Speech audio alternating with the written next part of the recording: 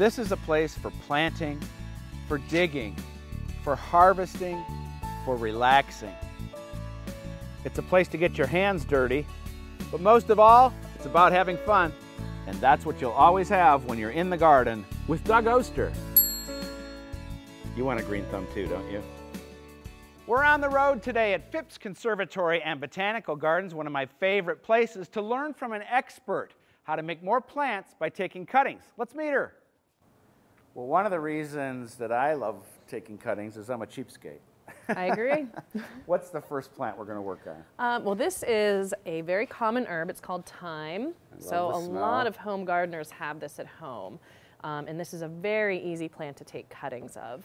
When you're doing this, what are we filling this up with to put the cutting in? Sure. Well, this is a propagation mix, which just means that it's a little bit lighter, but it holds a little bit more moisture.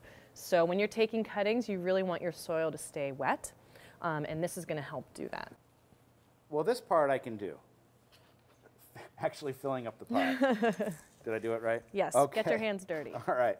That's the fun part about gardening. Yes, yes. So how do you know where to cut? Well, with taking cuttings, you really want to stay to the softer portion of the stem. So you can see it's a little bit woody down there, and you want to go to where it's green, because that's where the roots are going to grow most easily. And I don't need any kind of root tone or anything like that. Just by putting that in there, it'll root on its own. Yeah, generally for herbs, they root pretty easily, so you shouldn't have any problems. We could do thyme, rosemary, what else?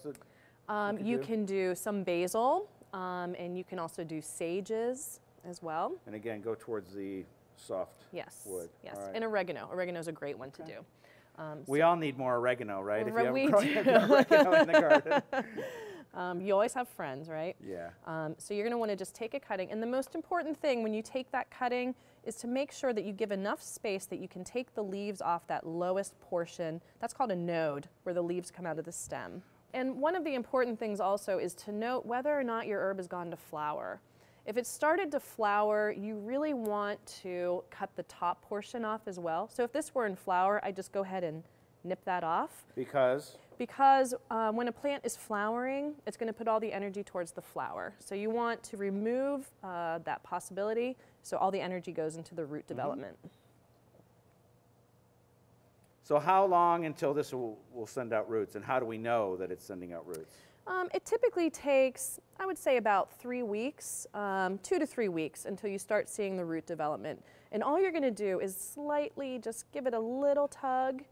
And if it resists? And if it resists, then you know that the roots are starting to really secure and anchor that plant in there. Sometimes you'll lift it and you'll see just the beginning of one and just tuck that right back in and let it do its business. All right, I'm taking that home because I love thyme. Tell me about this. Alcohol. We always keep alcohol handy when we're taking cuttings. And one of the important things is if you're taking cuttings of different types of plants, you always want to keep your equipment very clean because you don't know what you might be transmitting from one plant to the next.